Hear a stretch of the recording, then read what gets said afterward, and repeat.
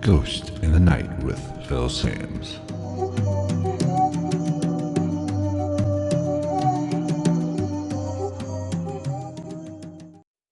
What is going on, everybody? Welcome to another episode of Ghost in the Night, a hauntings and paranormal podcast. Thank you so much for taking time to check out this podcast. I know everybody's busy with their own lives, so I appreciate it when anybody checks out this podcast, whether it be on iTunes, Stitcher, Spotify, iHeartRadio, YouTube, and also on the live stream at Facebook on my page there. We do these live streams on. We've been doing it on Sunday, and this is for the upcoming week, and that is what I think I'm going to stick with because Sunday at 8 o'clock tends to be a good time for me and tends to be a good time for everybody else. So today's live stream slash podcast is going to be all about UFOs, the disclosure that is going on, and we're also going to talk a little bit about Bob Lazar. And I'm going to ask a question. Is Bob Lazar telling the truth? So that is what we are talking about, and I hope you enjoy it. If you are on the live stream, be sure to leave a comment, say hi. All righty, let's go ahead and get started. So there's no doubt that there's a lot of stuff going on in the UFO realm here since 2017. We've had a lot of sightings. We've had a lot of disclosure, more disclosure now than what has ever been put out there before. I mean, we are actually getting the Navy confirming there are things in the sky floating around that we don't understand, that we don't know what's going on. The Pentagon has been investigating it for years, and they are still continuing to investigate it, and they are admitting to it. So, what is going on? There are those that truly believe that maybe this is all just a setup trying to distract us. We have what's the current events, everything going on, that's distracting us. This is just the next evolution of things to put us back on our heels, to not to get too conspiratorial, but to really cause us to question ourselves, question our reality. And there are some that believe that the governments of the world will fake essentially a alien invasion or an alien showing, an aliens coming to this planet. They will fake it to gain more control of us. I'm not a big believer of that. I personally believe that there is something to the alien or extraterrestrial realm, whether it be these things are coming from outer space. There is something to this UFO. Now, I'm not saying they're all aliens. I'm not saying I don't know what they are. They're unidentified, and that is classic. That word means you can't explain it any better. Unidentified. We don't know what they are. Now, it doesn't mean it's alien. It could very well be experimental craft. That is very possible, and I'm not one of the people that are going to say, oh, it's definitely an alien or definitely an alien spaceship coming from another dimension or coming from outer space. I don't know what it is. It's something we don't know, but it's happening very frequently. Um, Pilots are having, just not naval pilots, commercial airline pilots are having sightings of strange things following them around. I've heard stories of, coming up from underneath them or seeing them in like Las Vegas or just traveling from Memphis to California. They are seeing things in the sky that is they can't explain. And these are professional people. These are people that know what they're talking about, especially when you talk about these naval aviators.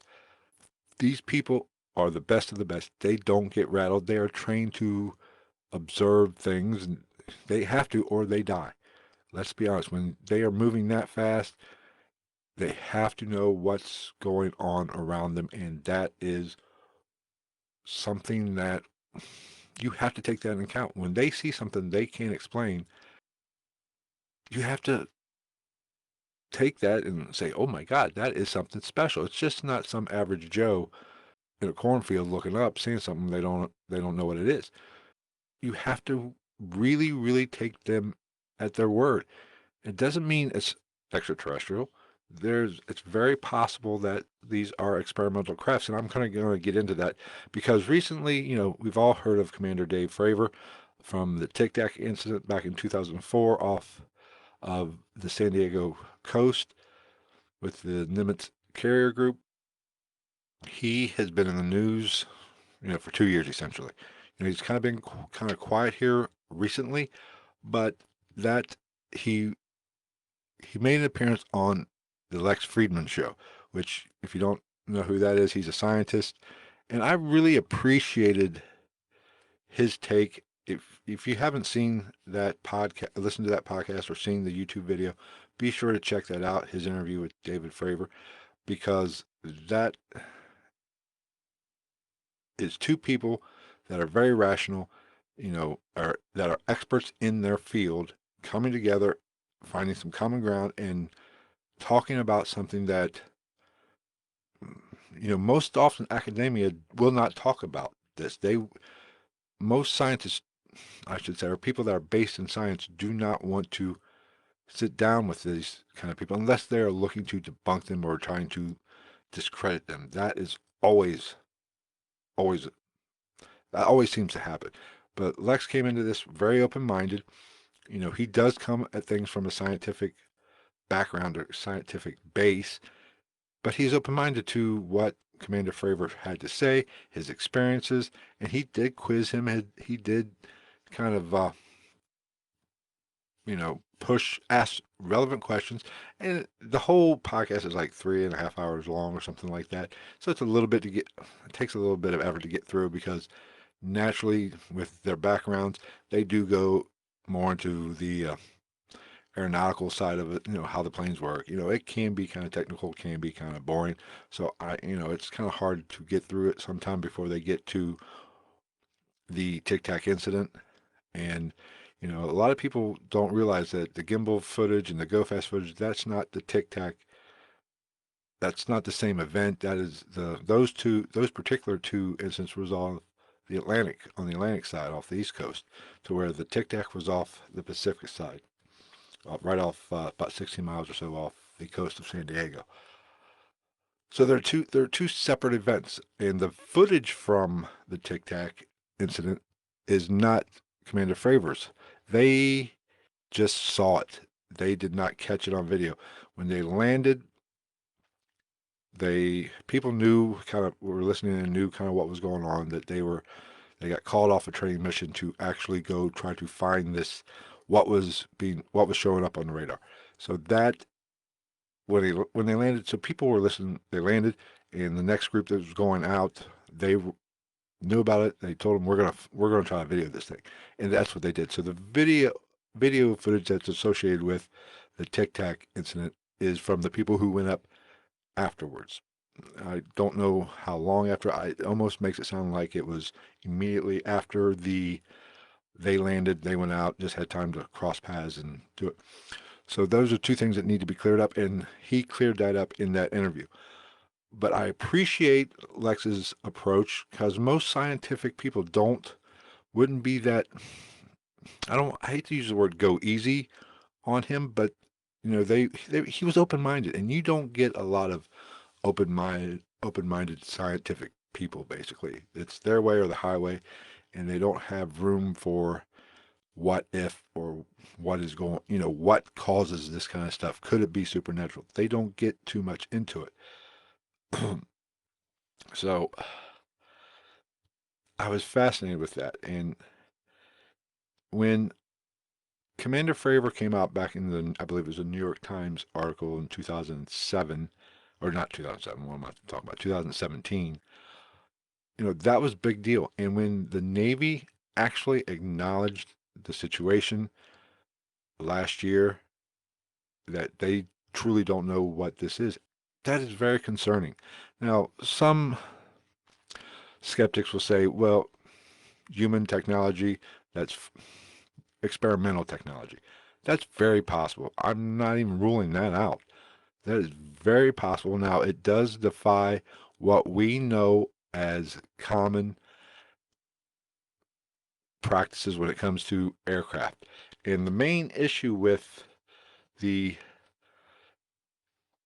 idea that it was human technology, it definitely probably was not our technology. It's been stated many times that the government's technology is always 10 years, 10 plus years ahead of what we see in the private sector.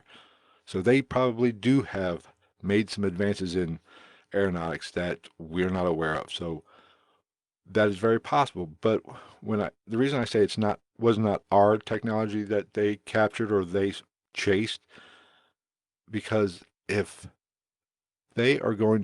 we had something that some kind of aircraft that defied what we know of today, they're not going to test it in front of those type an, a naval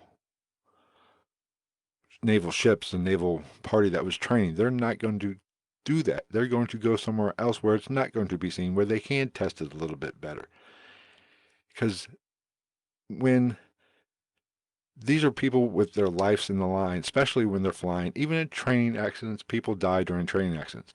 And if we did have something that had the capabilities of the Tic Tac, we are going to let somebody know that's on that carrier group, let them know what's going on. Hey, we're going to have this kind of thing in the situation in the general area, even if it is top secret, because it would be stupid. Mid-air collisions, things happen. So I'm not going to say never, but I seriously doubt that this was our technology. Now, it could have been Russian, could have been the Chinese, very possible. But my issue with that could be something along the lines of, if they had this kind of technology, they would not, they would be using it a lot more. They would be wreaking havoc on us with this kind of technology. So I don't know. I don't know what this was. I don't know if it was ET coming back. I don't know. It's just fascinating, but it's unidentified. We don't know what it is. So when he interviewed him, he asked him a lot of pertinent questions, and he came at it about, he backed it up with what he knew, and he quizzed him on a lot of things. Could it be this? And they talked about Mick West, how, he's a professional debunker, and my problem with Nick West is, there's two types of people. There's believers, true believers, and then there's skeptics. Or I hate to use the word skeptics because you can be skeptical and not be a dickhead. But when you are a professional debunker, you are not trying to find the truth. You are trying to prove something false. And that means you're coming into it with a bias. And that is not good. If just like in paranormal investigating, if you come into an investigation or you're having experiences, you're coming into it with a bias that could be validated, or your brain could tell you something that it's not really there, or it could play tricks on you. The same thing when you're trying to debunk something or trying to prove a UFO is not not a UFO. It's something else. Just like the Go Fast and the Gimbal events, Mick West has tried to say a balloon or a bird for the Go Fast. And anybody that knows anything about a little bit about that technology knows that whatever that was flying, very rapidly, and it's hard to tell. I know it's hard to tell how fast it was actually going, but it could not have been a bird because, and I knew this, I realized this before somebody even said it on a podcast or whatever, the color scheme of that camera, it's reading infrared. So whatever that was white, and or at least colder than the water. And no bird is going, if a bird was that much colder than the water, it's not flying. So, but that's not what Mick West and some of these professional skeptics or debunkers do. They are trying to prove, they will throw out crazy stuff just to make sure, you know, anything like the gimbal, which kind of rotates, said it was a balloon. So you're telling me these naval aviators that caught this on camera couldn't tell that was a balloon? You think they would be making that much of a big deal about that if it was a balloon? That's insulting to them. And I don't, just throwing shit up on the wall does not make you a genius. That's lazy, that's half-assed. If you don't believe it, fine. But do a better job of trying to prove your hypothesis than just throwing that random shit out. Because if you throw that random stuff out like what he did and what a lot of these professional debunkers do, you look stupid and you lose credibility. And I'm not saying either one of those are extraterrestrial. What the hell was that? Extraterrestrial. I'm just saying that it is very possible that these are things we don't understand. There is something happening over our skies and skies all across the world. Excuse me. So I don't know what to make of these things. And it is very fascinating to me that more people don't see these things. I know here recently there was something pop up that kind of looked like people said was a UFO. I forget where it was. But it was basically, it was a blimp. Let's be honest. It was just a blimp and misidentified, and people made a big deal about it.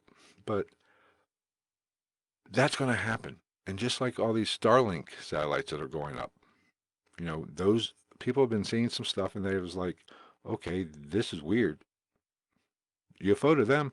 But once, they do some research or somebody points out that, Musk is throwing a lot of satellites up there.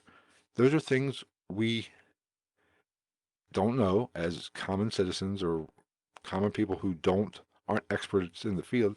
Yes, they saw something they didn't understand. They questioned it. It was proven to be those satellites. Job well done. That's what it's all about.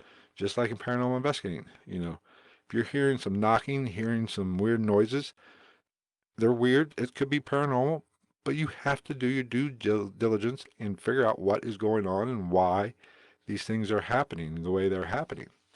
I mean, and sometimes, more often than not, then it's going to be something rational, or there's going to be a normal explanation for all of it. And that goes for paranormal, that goes for ghost hunting, and that goes for UFOs as well. I believe 100% the government has crafts that we don't know about, and they're testing them, and they probably seen alien to us. But that doesn't mean every sighting that's ever happened in the last, especially 2 years, is them testing something. No, a high percentage of those are them testing something, especially when you get out into the Las Vegas area, out towards the west, or up here by Right Pat. Odds are it is military craft, secret military craft being tested. So, what's going on? Why do people? I just wish that these skeptical people, it's okay to be skeptical, but don't be cynical. Don't make fun of somebody that says something is a UFO or see something they don't understand and say, oh, it's just this. Don't make fun of them. Don't degrade them for that. They don't understand. They're asking a question. And if we don't know something, we should ask the question. Find out what it was or what it is. That's rational. That's common. That's good practice. Just like I'll go back to the paranormal.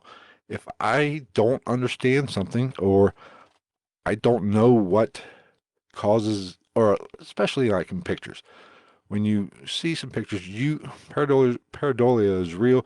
Your brain wants to connect some dots, wants to see patterns in things. So a lot of pictures can truly play tricks on you. Just like you might see a figure or a face in a window or something. You have to do your due diligence and really try to find out whether that was something paranormal or was it just streaks or whatever, making you connect some dots and see a pattern that wasn't really there. And it takes work, it takes effort. Now it's easy to say, oh, that's paranormal, that was a ghost, or what I saw was a UFO. That's easy. The hard part is researching it, trying to, in terms of paranormal investigating, trying to recreate, or when it comes to UFOs, go back out, same time, next night, see if you see it again. That takes effort. And let's face it, most people don't want to put in the effort to do things like that. And I don't know. I mean, if you don't put in the effort, you kind of lose a little bit of credibility. Just like how I said, debunkers, these professional debunkers, just throw out anything and say, that's what it was. Possibly, in some cases, not in the balloon incident, because a balloon would not be traveling be able to stay in one location against wind. I might be wrong, don't quote me on this. I think the wind was 70 knots at that time, at that altitude. So a balloon is not going to be stationary in 70 knot wind. It's going to be moving 70 knots. How can a balloon stay stationary that long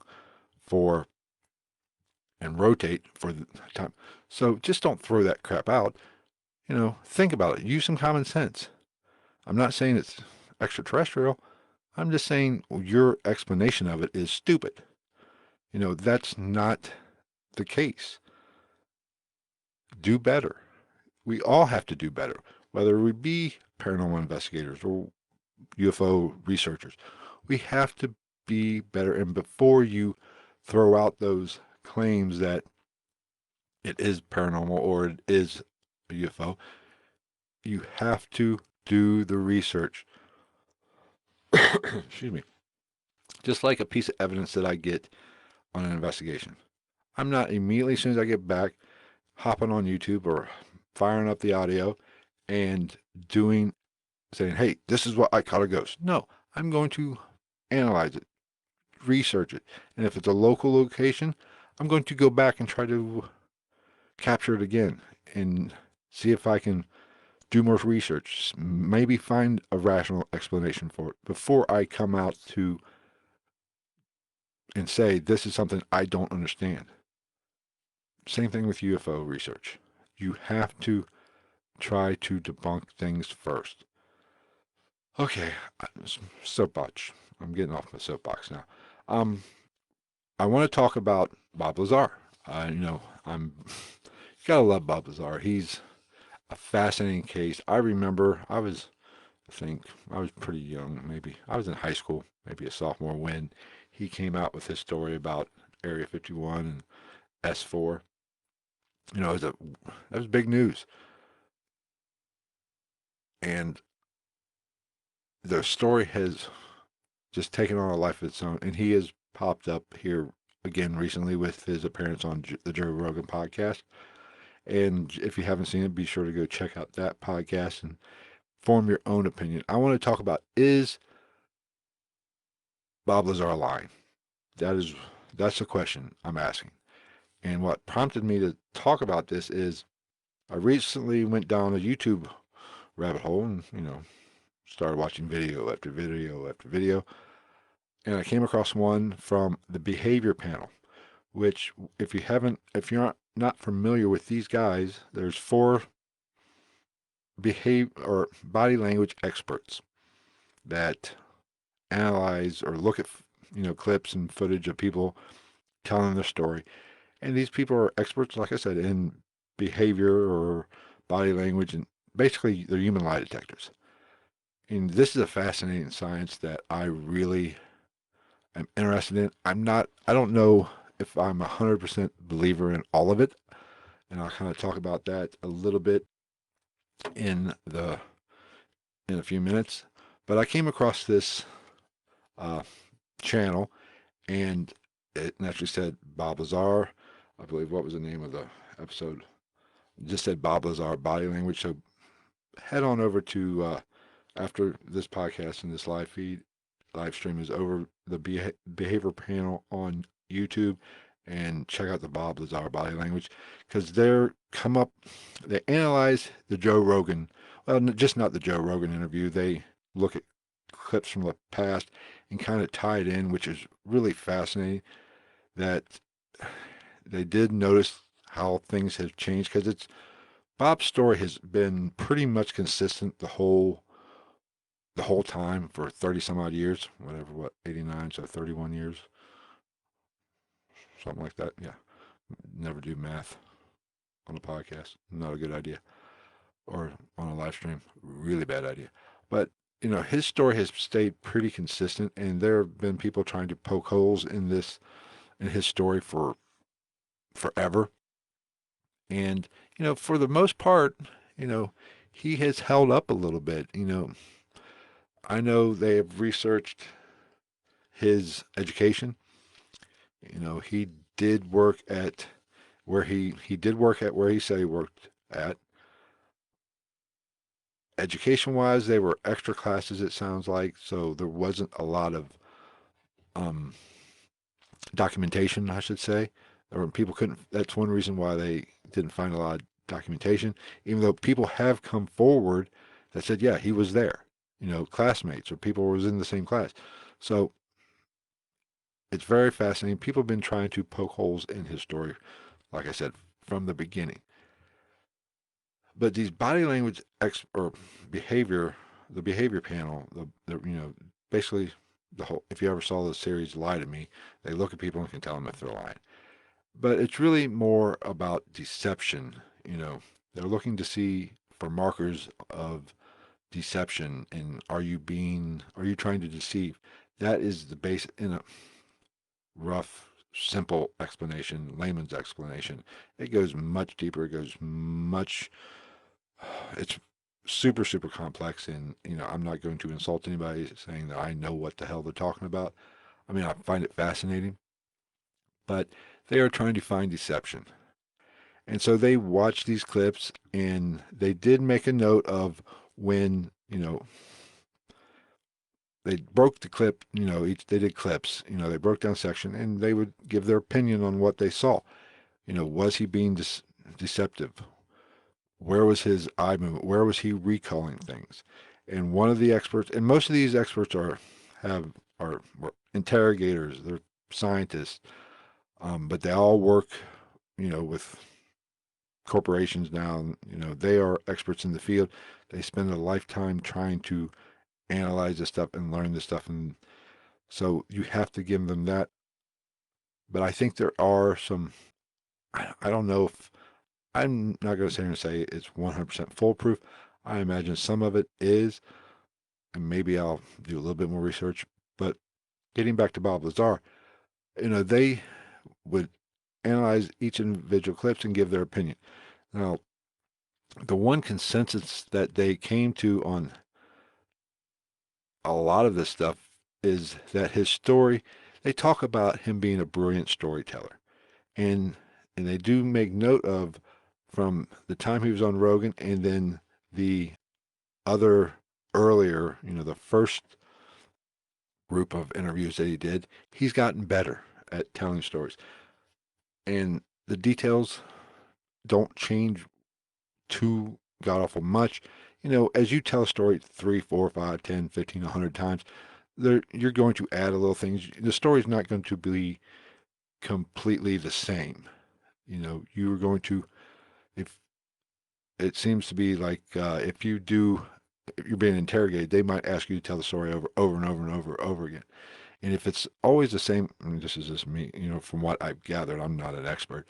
If the story remains completely and totally the same, you're reciting that. Now, they do talk about eye movement and, which part of the brain you're accessing when he's speaking or when you speak it. That can kind of give you some clues on what, is going on in your head, and which can talk to the fact of whether you're trying to be deceitful or whatever. So they did, like I said, say that he was a masterful storyteller, which I will 100% agree with. And I should say this, listening to Joe Rogan since that interview, He won't say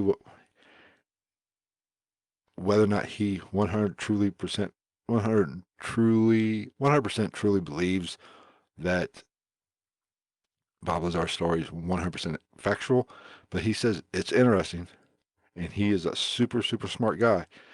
And there are some parts of it that make you question. And listening to these guys, I was fully, when I watched this video, I figured they were going to rip Lazar apart. I was kind of shocked that they really didn't. And it was, you know, these guys, they started off by saying, they want to believe. So they are coming in with a little bit of a bias too, which is human nature. We all come into this kind of situation with our own personal biases. And, you can't fault them for that. And they seem to be very good with separating that bias, which they're trained professionals as they should. But, the first clip they talked about, and they said, eh, you know, the panel was a little mixed.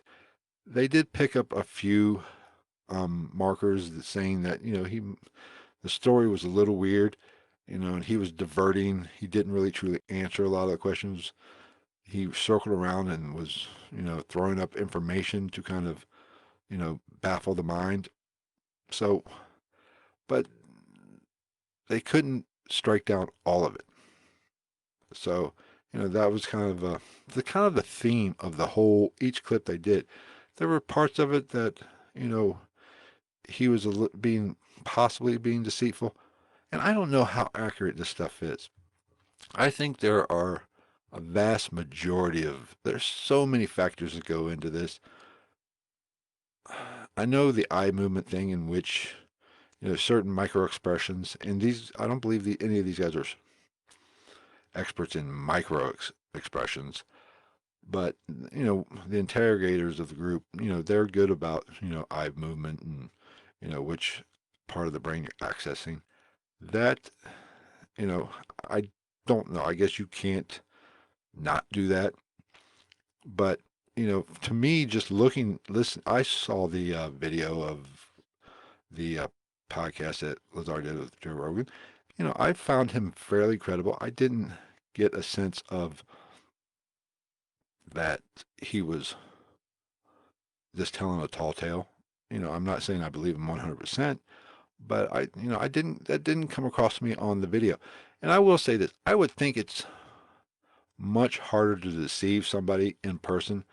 Video with angles, can you really tell if you're basing a lot of your stuff on eye movement, depending on the angle of the video, can you really truly notice or understand or see which way the eye is moving in the complete direction? If you're gonna put your whole basis on that, I think in person, face to face, would be perfect. I mean, with camera angles, I think it'd be a little bit more difficult.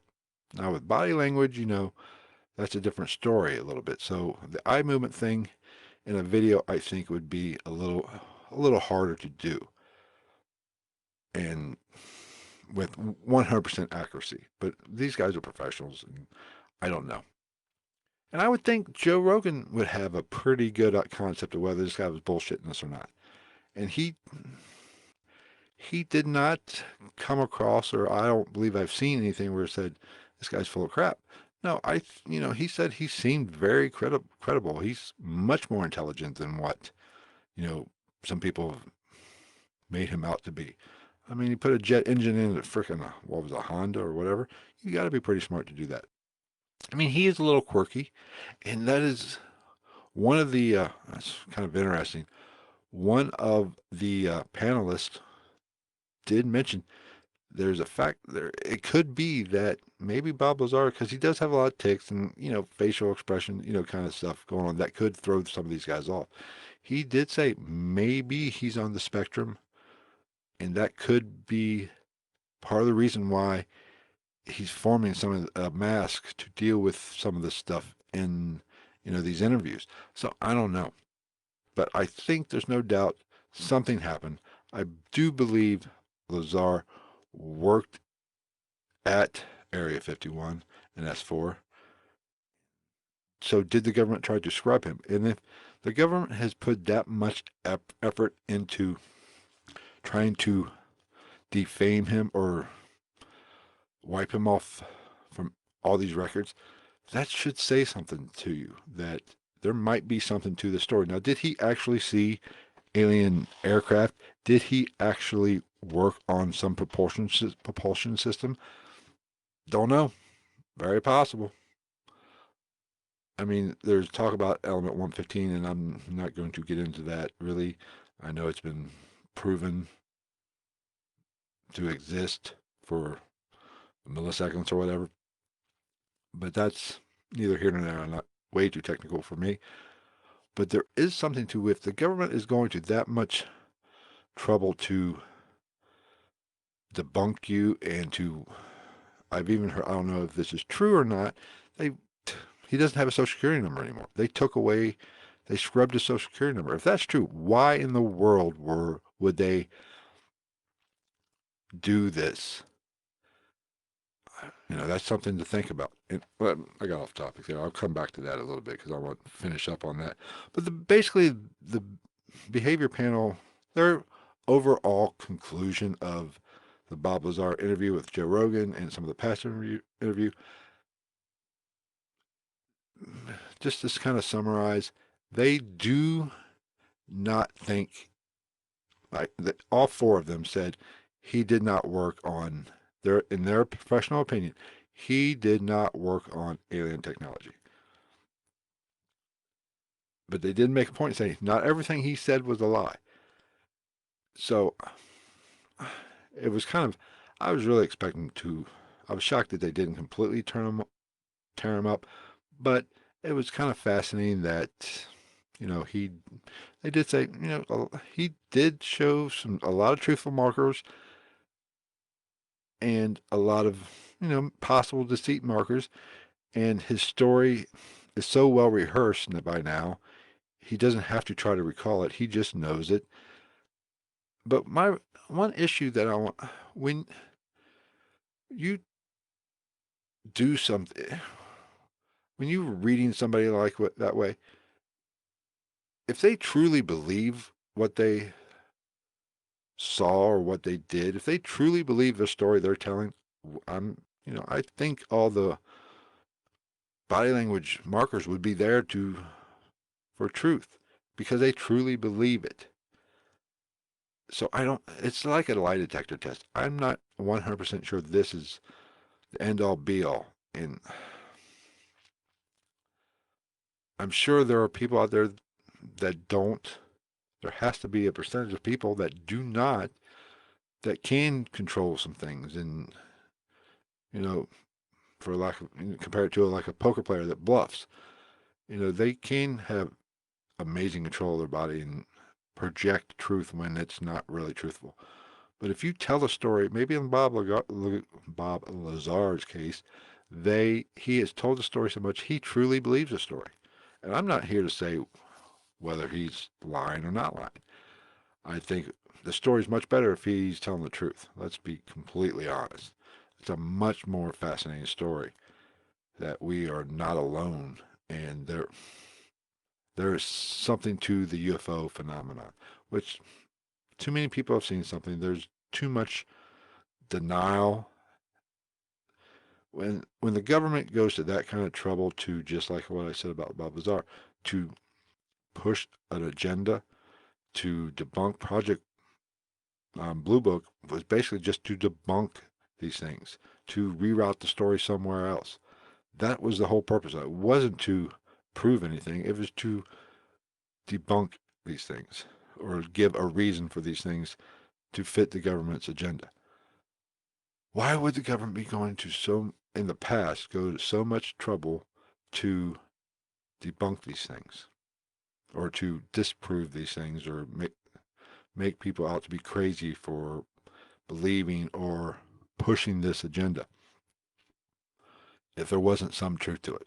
And my personal opinion is there's some truth to it, but the government doesn't know either. And they don't want to appear to be stupid or appear to not be in control. They don't know what's coming into our airspace. They don't know what the Tic Tac was. I do not believe Eisenhower had an alien meeting and worked out some treaty. I don't buy that for 1 minute. I mean, if you have proof of it, send it to me. We'll see. But this, there is something to it because I don't think the government's pushing too, in the past, was pushing too hard against.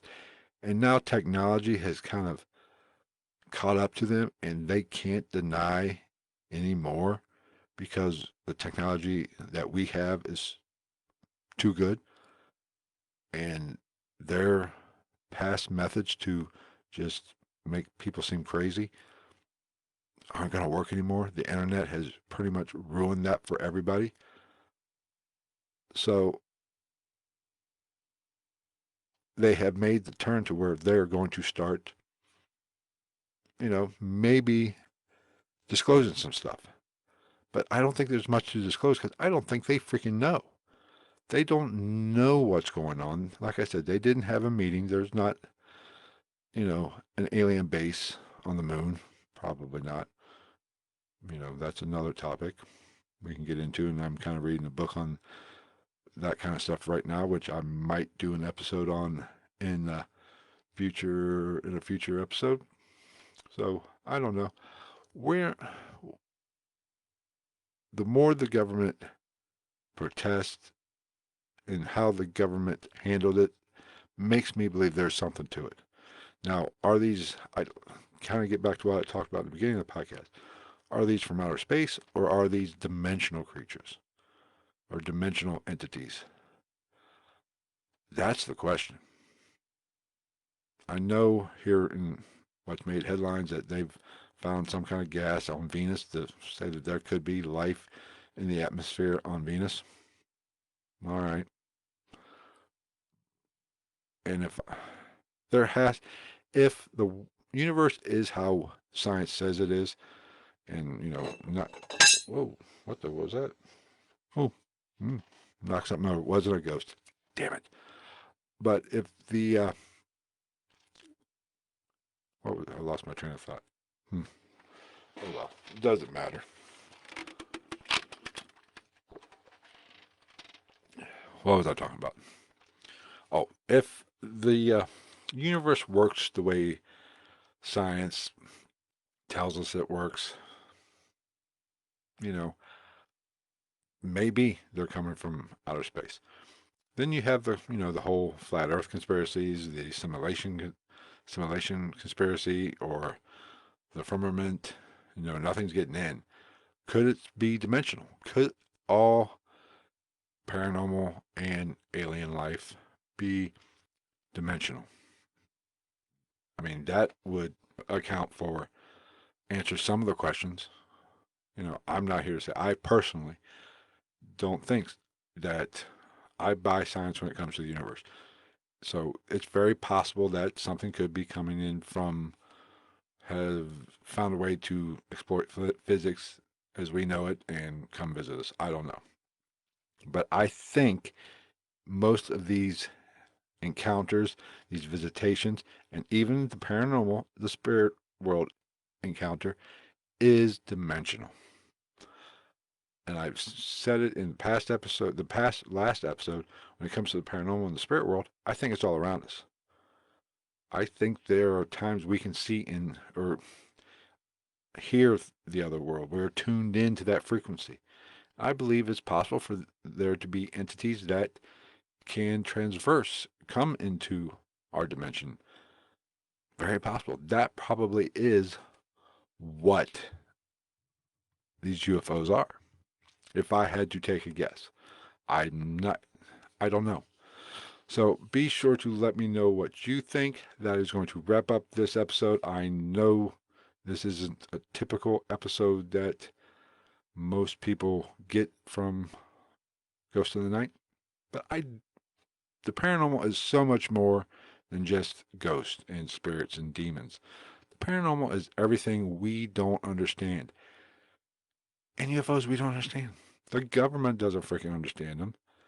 So I'm going to talk about them a little bit more, not more, but I'm going to talk about them on every now and then, just like I'm going to talk about Bigfoot and cryptids, because I believe they're all related.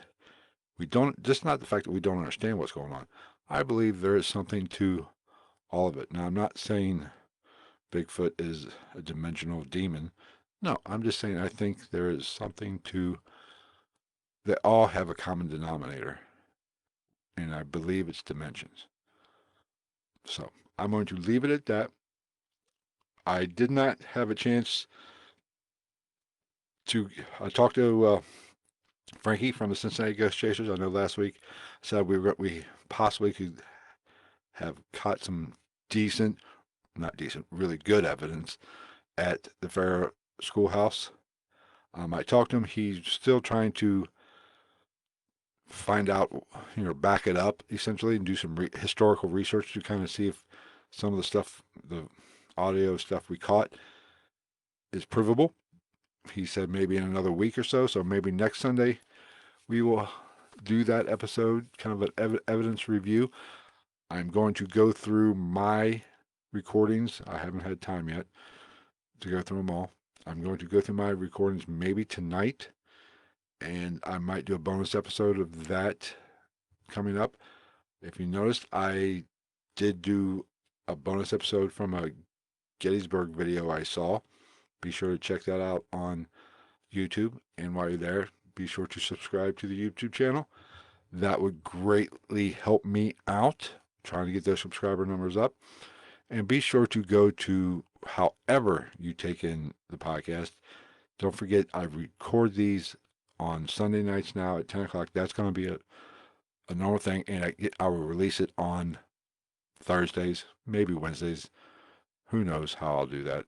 Wednesday or Thursday, best case scenario. But you can join in, comment if you like. That you're more than welcome.